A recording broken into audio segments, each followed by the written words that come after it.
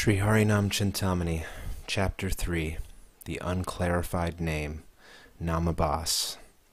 All glories to Sri Gadadhar Pandit and Lord Sri Gauranga. All glories to Lord Nityananda, the life of Srimati Jana Devi. All glories to Sri Adwaita Acharya and Mother Sita. All glories to Srila Srivas Pandit and all the devotees of Lord Chaitanya. Extending his lotus-like hands, the merciful Lord Chaitanya lifted up Srila Haridas and said, "My dear Haridas, please take hold of yourself and inform me about Namabhasa. The holy name is so potent. The holy name is so potent and endowed with such transcendental qualities that anyone can easily achieve liberation simply by chanting. Once Namabhasa is understood, one can strive to chant purely the holy name of Krishna. Agyan is like mist, and Anartha is like clouds. The holy name is an all-powerful, brilliant sun that disperses the darkness of Maya or nescience. Clouds and mist may sometimes blanket one's vision. The sun is then not visible. Similarly, the jivas are covered over by the mist of Agyan, ignorance, and the clouds of Anartha, material tendencies. Lord Krishna and his holy name are identical. They are an omnipotent, spiritual sun that destroys the darkness of nescience. To stream mercy upon the conditioned souls, the sun of the holy name has arisen on the horizon of this material world. The mist of ignorance and the clouds of Anartha spread a blanket over the jiva's vision so that he is unable to see the sun-like holy name. The sun is too big for any cloud or mist to cover, but if the jiva's vision is obscured, then the sun is hidden from him.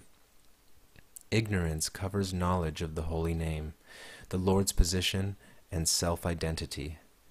Even after accepting the holy name, if one does not understand the name's identity and transcendental nature, a mist of ignorance is created that plunges the jiva into darkness. One who is ignorant about Lord Krishna's position becomes confused and begins to worship the demigods. Thus he is entangled in the cycle of fruitive action or karma. That person who has not realized the jiva's transcendental nature suffers from Sarup Brahma, confusion of identity, and is in material consciousness, deluded and always in ignorance.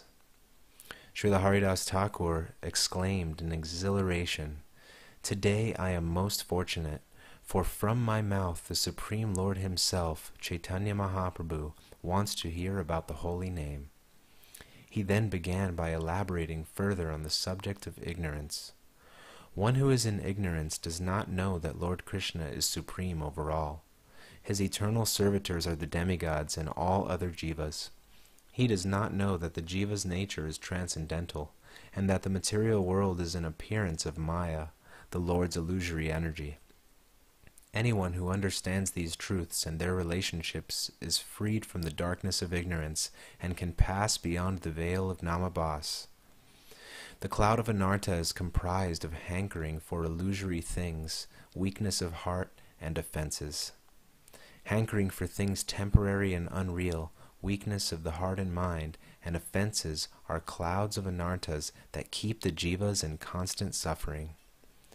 Asat Trishna, thirsting for the illusory, indicates desires for things not related to Lord Krishna. These desires are the craving for so-called material gains in this world or in heaven, the craving for mystical powers, and the craving for impersonal liberation. Hridaya Durbalam refers to propensities of the heart and mind. Material attachment, deceit, enviousness of another's advancement, and desire for name, fame, and glory, that arise from a condition of spiritual weakness. Aparad means offenses. These may be offenses to the holy name, Nam Aparad, to Krishna's service, Seva Aparad, to Krishna's devotees, Vaishnava Aparad, or to other living entities, Jiva Aparad. These clouds hide the sun of the holy name. If one chants the holy name while maintaining these anarthas, the chanting can be at best only the unclarified name, Namabhasa. The holy name is always perfect in itself, but Namabhasa obfuscates the jiva's vision of it. Namabhasa is counteracted by Sambandha Tattva. As long as the jiva is not firmly established in the knowledge of Sambandha Tattva, or the correct understanding of the relationship between God, his energies, and the jiva, he will continue to chant in the Namabhasa stage. When the serious chanter takes full shelter of a bona fide spiritual master, he learns how to expertly perform devotional service and thus disperse the mist and clouds in his heart. Once the clouds and mist are removed, the sun of the holy name shines brilliantly once more and bestows the devotee with love of Godhead. Sambandha as relationship, Abhideya as indication, and Prayojana as necessity. The bona fide spiritual master gives the disciple Sambandha Gyan. The chanting of the holy name is the indication, Abhideya, of this eternal relationship, Sambandha. The spiritual master enthuses the disciple to take up Abhideya or chanting. The sun of the holy name then shines stronger and evaporates the mist and clouds. Chanting at this stage becomes an indispensable need, Prayojana. Prayojana leads the devotee to pure love of Godhead, at which point he experiences ecstasy in every moment of chanting. The spiritual master must exactingly explain Sambandha Gyan to the disciple, who in turn must receive it with proper faith. The quintessence of this knowledge is that Lord Krishna is eternally the Supreme Personality of Godhead. The jiva is his eternal servitor, and the jiva's loving relationship with Krishna is likewise eternal as an inherent trait of his nature. In contact with material nature, the jiva forgets his eternal relationship with the Lord and loiters aimlessly in this world of illusions, searching for bliss. The material world is a veritable prison house where the jiva is penalized for turning his back on Krishna. It consists of the 14 planetary systems which together are known as Devidam. The planetary systems are the cells within the prison where the recalcitrant jivas are confined. Devidam is not a place for experiencing happiness and bliss.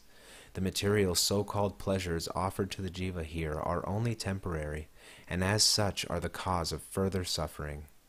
As is the plan of any penal system, the jivas are gradually reformed through this punitive arrangement. By the mercy of a Vaishnava devotee of the Lord, an imprisoned jiva may accept the holy name and the attendant Sambandha Gyan, and finally ascend to pure love of Godhead. Such a fortunate soul will consider even Sayujya Mukti, or impersonal liberation, to be reprehensible. But until he is solidly grounded on the Sambandha Gyan understanding, his chanting will be polluted by anarthas. This is Namabhasa. In this stage, the jiva cannot chant the pure name of Krishna. The result of Namabhasa chanting. However, the value of the Namabhasa stage of chanting is not to be underestimated, for it avails many positive benefits to the jiva and increases his piety. Verily, Namabhasa proves to be one of the jiva's greatest benefits. It offers him more good fortune than all religiosity, vows, yoga, or sacrifices can offer together. In Namabhasa, all sins are absolved, liberating the jiva from the effects of Kali Yuga. The Namabhasa chanter becomes a well-wishing servitor of the fallen souls because he frees others as well as himself from the disease of material consciousness. Fear and distress are subdued, allowing the chanter to enjoy security and equanimity. The miseries inflicted by demons, ghosts, hobgoblins, evil spirits, and malefic planetary influences are easily averted. Even if the chanter is destined for the hellish planets, he will attain liberation, because parabdha karma, sinful reactions of previous lives' activities that are taking effect now, is countered. Namabhasa is greater than the result of studying all the Vedas, of visiting every pilgrimage place, or of performing every possible altruistic and pious work. The 4 goals offered in Vedas, religiosity, wealth, sense enjoyment, and liberation, are made freely available by Namabhasa chanting. It is endowed with unimaginable power to reclaim any living entity. It bestows unlimited joy and elevates even the derelicts to a very exalted stage of realization. Namabhasa offers eternal residence in the spiritual abode of Vaikuntha, especially in Kali Yuga. This is the declaration of Scripture. Namabhasa has 4 attitudes: Sanket, Parihas, Stoba, and Hela. The 4 attitudes in Namabhasa chanting are Sanket, unintentionally or coincidentally; Parihas, in jest or ridicule; Stoba, derisively; and Hela, with disregard and neglect. Sanketa is of 2 kinds. 1. When one, though intending to chant Lord Vishnu's name, has a material conception of it; and 2. When one has something entirely different than the Lord or his name on his mind, but chants the holy name, being somehow or other reminded of that transcendental sound. The Yavanas eat cows, yet in spite of this they can attain liberation by uttering Haram, an ordinary word of their language, Urdu. Because Sanket is the least offensive attitude of Namabhasa, the power of the holy name is largely undiminished when chanted in that way. Chanting in jest, Parihasa, like Jarasandha, results in liberation, as does chanting derisively, Stoba, like Shishupal. Even chanting inattentively and with disregard, Hela, results in deliverance from the pangs of material existence. Namabhasa chanting can purify anyone. People of low upbringing like mlechas, gross materialists, and the lazy persons can all avail of this opportunity to attain liberation. The difference between Shraddha Namabhasa and Namabhasa. Faithful chanting is yet afflicted by anarthas is known as Shraddha Namabhasa. The element of Shraddha, faith, is absent in the 4 attitudes of Namabhasa chanting. Even Sanket chanting is tinged with neglect. Nonetheless, the lowest attitude of Namabhasa, Hela, gives one liberation. What to speak of faithful chanting? Chanting with faith establishes one on the platform of Sambandha Gyan, which results in rati, or attraction for the holy name. Shraddhanam actually clears away anarthas very easily and quickly. Anartha-free Namabhasa chanting becomes Sudhanam, which gives Krishna Prem. Short of Krishna Prem, every other success is available in Namabhasa. When anarthas are nullified, then Namabhasa is converted to Nam or Sudhanam, the pure name. By pure chanting and by following the rules of sadhana, as instructed by Guru, Sadhu, and Shastra, one slowly but surely acquires Krishna Prem, love of Godhead. But Namabhasa chanting can never give Krishna Prem. That soul is indeed fortunate who has freed himself from committing Namaparad in the Namabhasa stage. The offenseless stage of Namabhasa is far superior to karma and gyan, for it nurtures the seed of faith that sprouts rati, or attraction. This attraction leads the chanter to Sudhanam and finally to Prem. Footnote 1 by Bhaktivinoda. The scriptures are filled with words like Namabhasa, Vaishnavabhasa, Shraddhabhasa, Ratyabhasa, Premabhasa, Muktiabhasa, etc. The suffix abhas has a special meaning that is applicable in many ways. Abhas, faint or indistinct image, is of 2 sorts, Swarupabhas and Pratibimba abhas. Swarupabhas is the partial infiltration of the full brilliance.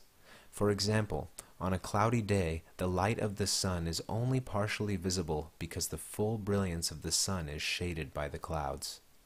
Namabhasa caused by the cloud-like coverings of ignorance is called Chaya Namabhasa, or the faint, shadowy name. The way to the shadowy name is opened by Chaya Shraddhabhas, or the faint shadow of Shraddha, faith. Pratibimba abhas means the reflection of a distorted image of the real object. as sunlight is distorted when reflected off the surface of water.